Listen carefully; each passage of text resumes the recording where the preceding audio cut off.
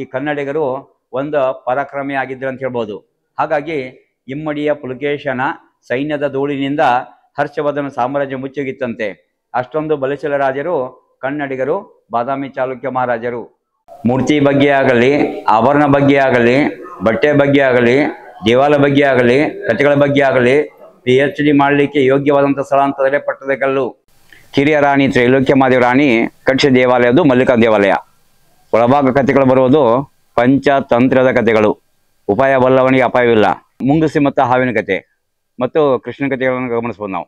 ರಾಮಾಯಣ, ಮಹಾಭಾರತ, ಕಿರಾತಾರ್ಜುನೀಯ, ಭಾಗವತ, ವಿಷ್ಣು ಪುರಾಣ, ಶಿವಪುರಾಣ, ಪಂಚತಂತ್ರದ ಕಥೆಗಳನ್ನು ವೀಕ್ಷಣೆ ಮಾಡಬಹುದು. ಕೇಳಿದ್ದು ಸುಳ್ಳಾಗಬಹುದು, ನೋಡಿದ್ದು ಸುಳ್ಳಾಗಬಹುದು.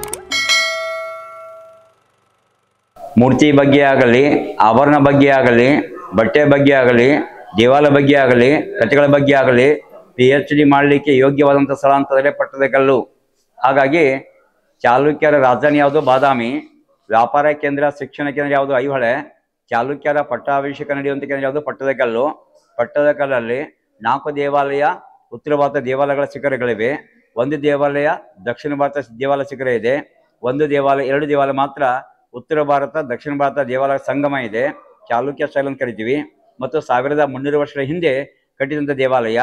ರಾಮಾಯಣ, ಮಹಾಭಾರತ, ಕಿರಾತಾರ್ಜುನೀಯ, ಭಾಗವತ, ವಿಷ್ಣು ಪುರಾಣ, ಶಿವಪುರಾಣ, ಪಂಚತಂತ್ರದ ಕಥೆಗಳನ್ನು ವೀಕ್ಷಣೆ ಮಾಡಬಹುದು. ಚಾಲುಕ್ಯರಿಗೆ ವಾಸ್ತುಶಾಸ್ತ್ರ ಗೊತ್ತಿತ್ತು, ಶಿಲ್ಪಶಾಸ್ತ್ರ ಗೊತ್ತಿತ್ತು, ಗಣಿತಶಾಸ್ತ್ರ ಗೊತ್ತಿತ್ತು. ಆಮೇಲೆ ಅವರಿರ್ತಕ್ಕಂಥ ಈ ಕನ್ನಡಿಗರು ಒಂದು ಪರಾಕ್ರಮಿ ಆಗಿದ್ರು ಅಂತ ಹೇಳ್ಬೋದು. ಹಾಗಾಗಿ ಇಮ್ಮಡಿಯ ಪುಲಕೇಶನ ಸೈನ್ಯದ ಧೂಳಿನಿಂದ ಹರ್ಷವರ್ಧನ ಸಾಮ್ರಾಜ್ಯ ಮುಚ್ಚುಗಿತ್ತಂತೆ. ಅಷ್ಟೊಂದು ಬಲಿಷ್ಠ ರಾಜರು ಕನ್ನಡಿಗರು, ಬಾದಾಮಿ ಚಾಲುಕ್ಯ ಮಹಾರಾಜರು. ವಿಶೇಷವಾದ ಕಥೆ ಅಂತಂದ್ರೆ ಪಂಚತಂತ್ರ. ಉಪಾಯ ಬಲ್ಲವನಿಗೆ ಅಪಾಯವಿಲ್ಲ ಎಂಬ ಕತೆ. ಮೊಸಳೆ ಐತಿ, ಕೋತಿ ಐತಿ. ಮೊಸಳೆ ಐತಿ, ಕೋತಿ ಐತಿ. ನೆರಳೆ ಹಣ್ಣಿನ ಗಿಡ, ಕೋತಿ ಹೇಳುತ್ತಲ್ಲ ಹೃದಯವಣ್ಣ ಮರದಲ್ಲಿ ಜ್ಯೋತಿ ಬಿಟ್ಟು ಬಂದನಂತ ಹೇಳುತ್ತೆ. ಎಂದಿಗೂ ಹೃದಯವಣ್ಣ ಮರದಲ್ಲಿ ಜ್ಯೋತಿ ಬಿಡುವುದಿಲ್ಲ. ಜತನ ಮಾಡಿದಾಗ, ತೊಂದರೆ ಬಂದಾಗ ಉಪಾಯ ಮಾಡುವ ಬುದ್ಧಿ ನಮ್ಮಲ್ಲಿರ್ಬೇಕಂತೆ. ಉಪಾಯ ಬಲ್ಲವನಿಗೆ ಅಪಾಯವಿಲ್ಲ. ಮತ್ತೊಂದು ಕಥೆ ಇದೆ. ಪಂಚತಂತ್ರ. ನೋಡಿದ್ದು ಸುಳ್ಳಾಗತ್ತೆ, ಕೇಳಿದ್ದು ಸುಳ್ಳಾಗತ್ತೆ. ನಿಧಾನಿಸಿ ಯೋಚಿಸಿದಾಗ ನಿಜ ಗೊತ್ತಾಗತ್ತೆ. ಮಹಿಳೆ ಇದ್ದಾಳೆ, ಮುಂಗುಸಿನ ಸಾಕ್ಯಾಳ. ಮುಂಗುಸಿನ ಸಾಕಿ ಮಗುವನ್ನ ತೊಟ್ಟಿಲಲ್ಲಿ ಹಾಕಿ ನೀರು ತರಲು ನದಿಗೆ ಹೋದಾಗ ನಾಗರ ಹಾವು ಮಗುವನ್ನ ಕಚ್ಚಬೇಕೆಂಬ ಉದ್ದೇಶದಿಂದ ಬಂದಾಗ ಮುಂಗುಸೆ ಹಾವನ್ನು ನೋಡಿ ಕಚ್ಚಿ ಕಚ್ಚಿ ಸಾಯಿಸಿ ಬಿಡುತ್ತೆ. ಸಂತೋಷದಿಂದ ಮುಂಗುಸಿ ಬಾಗಿಲಲ್ಲಿ ಬಂದು ನಿಂತಾಗ ಮಹಿಳೆ ಬರ್ತಾಳೆ, ಮುಂಗುಸಿವ ನೋಡ್ತಾಳೆ.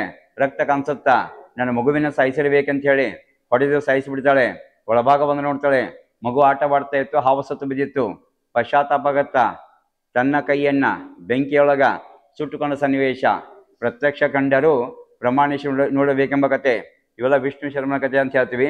ಹಳೆ ಕಾಲದ ಕಥೆಗಳು. ಯಾಕೆ ಚಾಲುಕ್ಯ ದೇವಾಲಯ ಕಟ್ಟಿದ್ದು 1300 ವರ್ಷಗಳ ಹಿಂದೆ. ಫ್ಯಾಷನ್ ಬೆಳಕೆ ಅಂತ ಹೇಳಿದಾಗ ಕರ್ಲಿ ಹೇರ್ ಸ್ಟೈಲ್, ಕರ್ಲಿ ಮಾಡುವಂಥ ಪದ್ಧತಿ ಕೂಡ ಹಂಗಿತ್ತು.